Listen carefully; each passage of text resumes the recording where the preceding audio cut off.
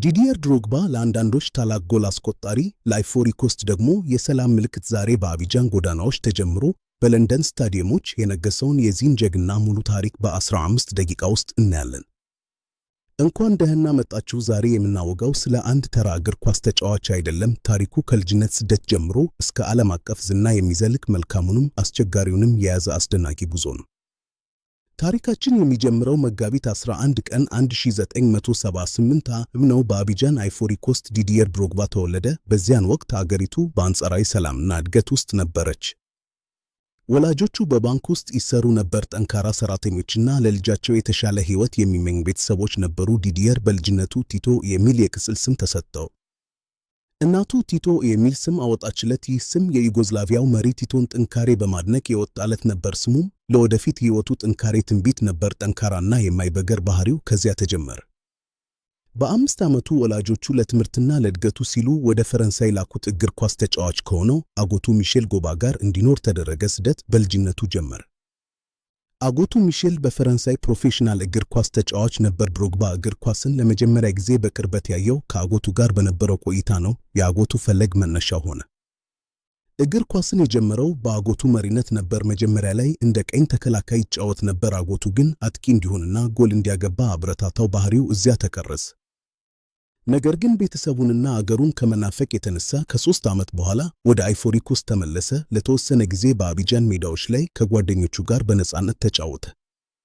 በእነዚያ ዓመታት በድሮግባ ውስጥ ያለው ተሰጥኦ በግልጽ ይታይ ነበር። በየቀኑ በድባዩ ላይ ኳስ እየተጫወተ የአጥቂነት ችሎታውን ማዳበር ጀመረ። ለአገሩ ያለው ፍቅር እዚያ አደገ።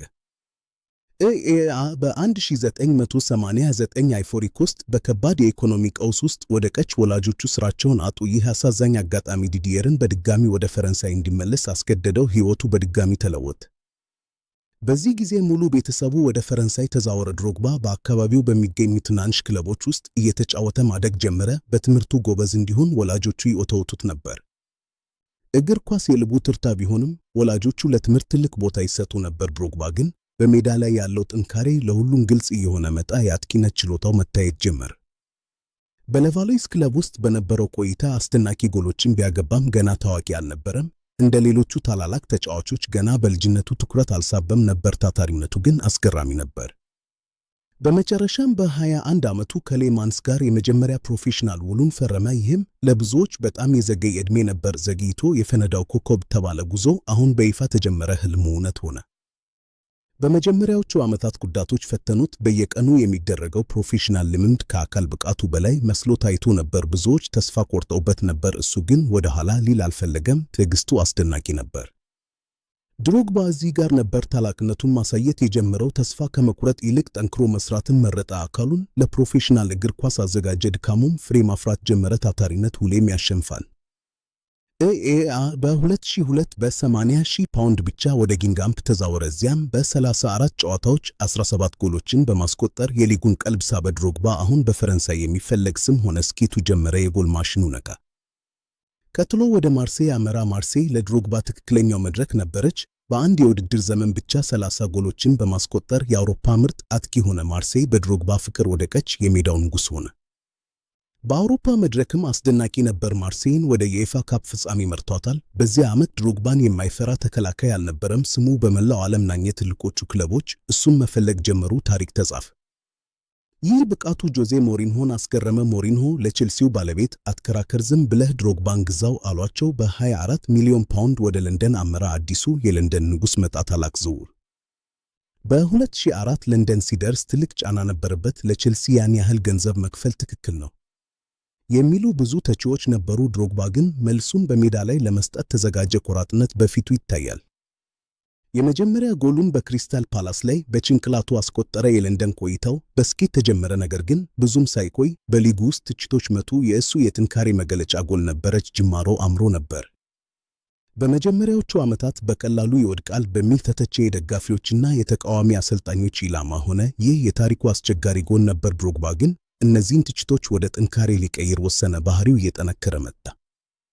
በተለይ በአርሰናል ላይ ያለው ክብረ ወሰን አስደናቂ ነበር። ድሮግባ የአርሰናል ተከላካዮችን እንደፈለገው ያሽከረክራቸው ነበር። እሱን የሚቋቋም ሰው አልነበረም። በሊጉ ውስጥ አካላዊ ጥንካሬ ተፈራ። የሊጉ ንጉሥ የአርሰናል ተከላካዮች ድሮግባን ሲያዩ ይንቀጠቀጡ ነበር። በየጨዋታው ጎል ማስቆጠር ልማዱ ነበር። ይህ ብቃቱ ለቼልሲ ደጋፊዎች ትልቅ ኩራት፣ ለተቃዋሚዎች ደግሞ እውነተኛ ክረት ነበር። ታላቅ አጥቂ ቼልሲ ከ50 ዓመት በኋላ ለመጀመሪያ ጊዜ የፕሪሚየር ሊግ ሻምፒዮን እንዲሆን ረዳ። ድሮግባ የድሉ ዋነኛ አካል ነበር። ለንደን አሁን የአቢጃኑ ንጉሥ ይዞታ ሆናለች። በታሪክም ተመዘገበ። ደስታው ወደር አልነበረውም።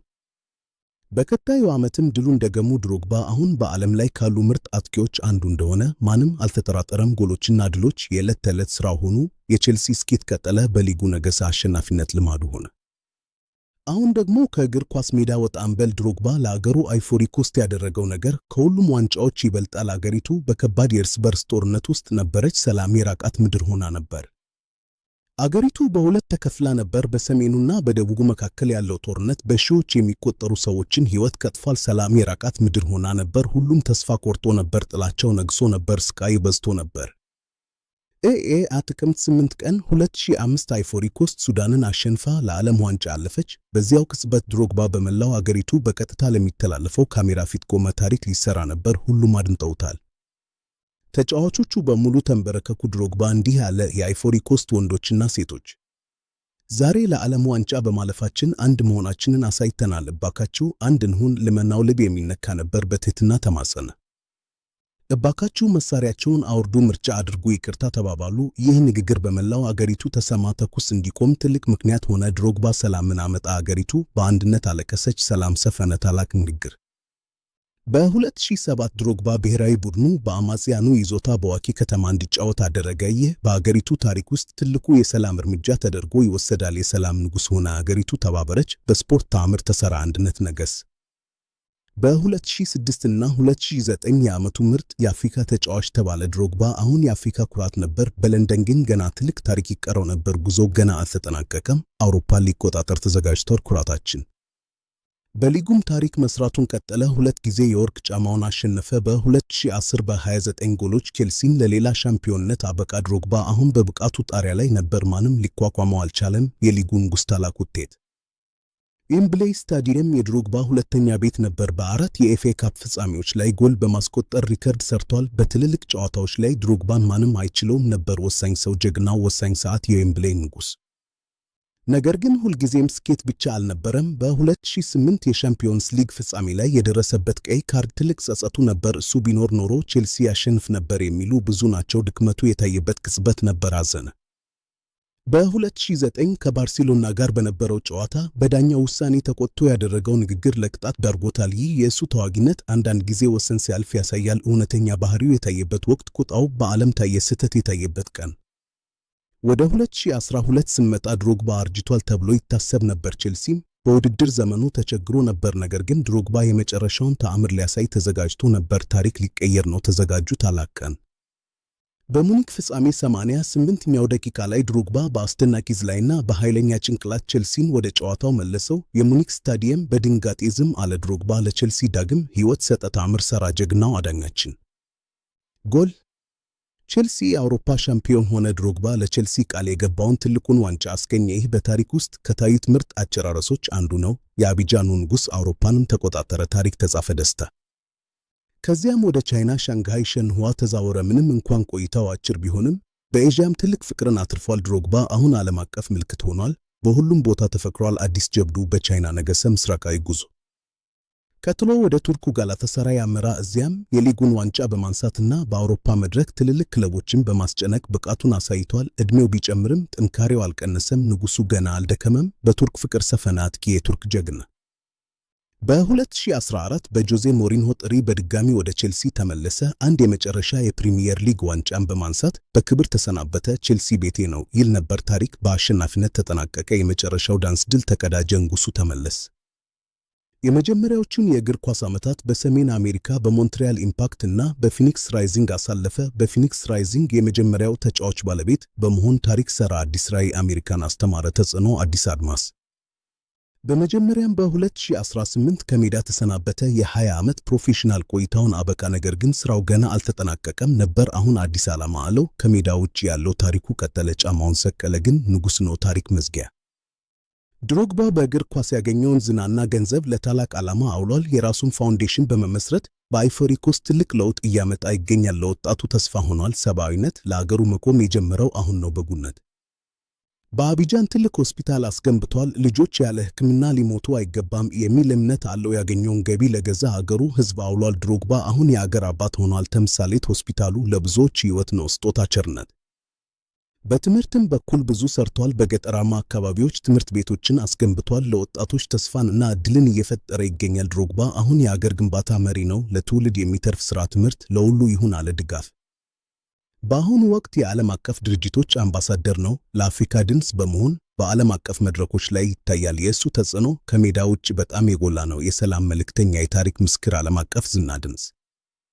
ከዝነኝነቱ በስተጀርባ ለቤተሰቡ ትልቅ ቦታ ይሰጣል። ልጆቹም በእግር ኳስ የእሱን ፈለግ እየተከተሉ ይገኛሉ። ድሮግባ በግል ሕይወቱም ቢሆን ለብዙዎች ምሳሌ ነው። ታላቅ የቤተሰብ ሰው፣ ኩራት፣ ቤተሰብ መሠረት ነው። ፍቅር፣ ምሳሌ፣ ታማኝነት። ድሮግባ በታሪክ ውስጥ ከታዩት ምርጥ አጥቂዎች ተርታ የሚመደብ ነው። በጎል ብዛቱና በጨዋታ ተጽዕኖ ከአንጋፋዎቹ ሄንሪና ኤቶ ጋር አብሮ ስሙ ይነሳል። የአፍሪካ እግር ኳስ ኩራት ነው። ስታትስቲክሱ እውነቱን ይናገራል። ድሮግባ ምን አይነት ቅርስ ተወ? 164 የቼልሲ ጎሎች፣ 4 የፕሪሚየር ሊግ ዋንጫዎች፣ ወይስ በአገሩ ያመጣው ሰላም? መልሱ ሁሉም ነው የሚል ይሆናል። እያንዳንዱ ጎል የታሪክ አካል ነው። ድንቅ ስራ፣ ስኬት፣ በዝርዝር ሪከርዶች፣ ጎሎች፣ ስም፣ እውነተኛ ንጉስ። የዲዲየር ድሮግባ አስደናቂ ታሪክ ይህን ይመስላል። የዛሬው ዝግጅታችን እዚህ ላይ ያበቃል። ስለምትከታተሉን እናመሰግናለን። ለተጨማሪ እንዲህ ያሉ ታሪኮች ሰብስክራይብ ማድረጋችሁን እንዳትረሱ። ቸር ሰንብቱ። መልካም ጊዜ። ቻው፣ ሰላም ሁኑ። ቸር ሰንብቱ። የአቢጃኑ ንጉስ ድሮግባ ታሪክ ሁሌም በልባችን ይኖራል። ሰላም ለሁላችን ይሁን። እናመሰግናለን። ለኢትዮጵያ ሰላም ይሁን። ቸር ይቆዩ። ደህና ሁኑ። እናመሰግናለን። ሰላም መጨረሽ